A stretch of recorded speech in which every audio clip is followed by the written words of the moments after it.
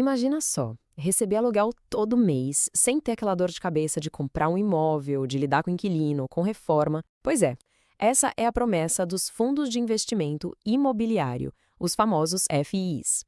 Hoje a gente vai desvendar como eles funcionam e por que se tornaram um jeito tão popular de investir no mercado imobiliário aqui no Brasil. O nosso roteiro aqui está dividido em 5 partes, bem direto ao ponto. Primeiro, a gente entende o básico. Depois, conhece os principais tipos de fundos. Aí, montamos um kit de ferramentas para análise. Damos uma olhada lá fora, no mercado internacional. E, para fechar, a gente discute uma mudança importante que vem por aí. Tudo pronto? Então vamos lá? A ideia de ser dono de uma pequena parte de um grande shopping ou de um prédio de escritório super moderno ou até de um galpão logístico, que é essencial para o e-commerce, parece distante, né? Mas com os FIIs, isso se torna totalmente possível. Olha, para entender de um jeito bem simples, um FI funciona como se fosse um grande condomínio de investidores. Um monte de gente junta dinheiro e cada pessoa compra cotas, que são como se fossem os apartamentos desse condomínio. Um gestor profissional pega toda essa grana e monta uma carteira de imóveis e os lucros, como os aluguéis, são distribuídos todo mês para os donos das cotas. Simples assim. E isso não é nenhuma novidade, tá? Os FIIs existem no Brasil desde 1993. Como dá para ver nessa linha do tempo, o mercado evoluiu muito, com regras que trouxeram mais segurança ao longo dos anos. Um dos grandes saltos foi lá em 2006, quando os rendimentos se tornaram isentos de imposto de renda para a pessoa física. Esse benefício, sem dúvida, foi o que fez o setor explodir de verdade. As vantagens são bem claras. Primeiro, com pouca grana, já dá para diversificar e virar sócio de vários imóveis de alta qualidade. Segundo, se precisar do dinheiro, é só vender algumas cotas na bolsa, o que é muito mais fácil do que vender um apartamento inteiro, né? E claro, o grande atrativo atual, a renda mensal que pinga na conta é isenta de imposto de renda. Mas claro, nem tudo são flores. Como todo investimento, existem riscos.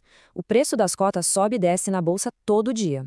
O investidor não tem controle direto sobre a gestão dos imóveis. O desempenho depende muito da economia do país. E alguns fundos menores podem ter baixa liquidez, ou seja, pode ser um pouco mais difícil vender as cotas na hora que se quer. Certo. Agora que a base está clara, vamos para uma divisão fundamental no universo dos FIIs. A escolha entre os fundos que a gente chama de tijolo e os de papel. A diferença aqui é bem direta. Os fundos de tijolo são donos dos imóveis físicos mesmo, e a grana deles vem do aluguel. Já os fundos de papel não compram prédios. Eles investem em títulos de dívida do setor, como certificados de recebíveis imobiliários, os CRIs. Nesse caso, a renda vem dos juros e da correção monetária desses papéis. É como se eles fossem o banco do mercado imobiliário. E dentro dos fundos de tijolo, o leque de opções é gigante. Dá para investir em prédios de escritórios de luxo, participar da receita de shoppings super movimentados, apostar na logística que sustenta o nosso e-commerce e até mesmo em setores mais específicos como hospitais e hotéis. Cada um tem sua própria dinâmica. E aí, pessoal? Beleza? Passando rapidinho para te pedir uma força. Se você está curtindo esse conteúdo, já esmaga o botão de curtir aí embaixo. Aproveita e se inscreve no canal para não perder nenhuma novidade que está vindo por aí. E que tal compartilhar esse vídeo com aquele seu amigo que também vai adorar? Deixa um comentário aqui dizendo o que você achou, eu leio todos. E o mais importante, vamos para esse vídeo juntos. Conto com a sua ajuda para fazer esse canal crescer cada vez mais. Valeu demais pelo apoio. Ok, já sabemos o que são e quais os tipos. Mas a pergunta de $1 milhão é: como escolher um bom fundo para investir? Bom, é agora que a gente vai montar um kit de ferramentas básicas para fazer essa análise. O primeiro indicador é o famoso P sobre VP, ou preço sobre valor patrimonial.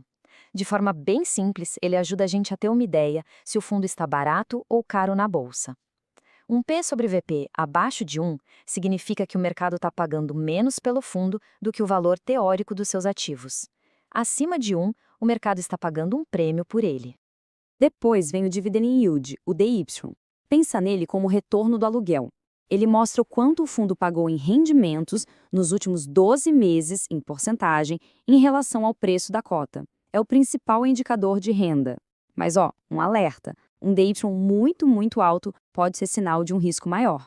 O ideal é buscar um rendimento que seja constante e sustentável. Então, para resumir essa parte, o checklist básico de análise seria este aqui.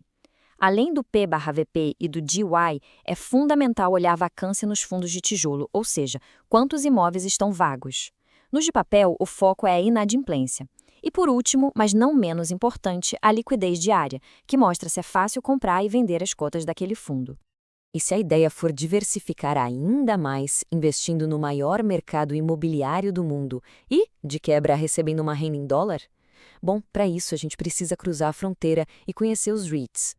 Os REITs são, na prática, a versão americana dos nossos FIIs. A lógica é a mesma: permitir o investimento no setor imobiliário através da Bolsa de Valores. A grande vantagem é o acesso ao mercado gigantesco e super maduro dos Estados Unidos, o que permite dolarizar uma parte da carteira de investimentos. O que é interessante aqui é a diferença na estrutura. Os REITs são empresas, não são fundos. E por que isso importa? Porque, como empresas, eles podem pegar dívidas para acelerar o crescimento, o que pode aumentar bastante os ganhos. Sem falar no tamanho do mercado, que é dezenas de vezes maior que o nosso, e tem setores que a gente quase não vê por aqui, como data centers e torres de telefonia. De volta ao Brasil, vamos dar uma olhada em como o mercado está hoje e, mais importante ainda, nos preparar para uma mudança bem significativa que está sendo discutida e que pode afetar todo mundo.